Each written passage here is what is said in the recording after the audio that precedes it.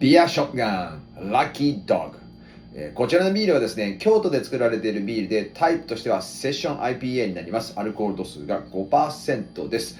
かの有名な木桜酒造さんが作っているビールで、このシリーズはこの他にもラッキーチキンとラッキーキャットがございます。その他ですね、京都ビールのシリーズも作っているブリュワリーさんです。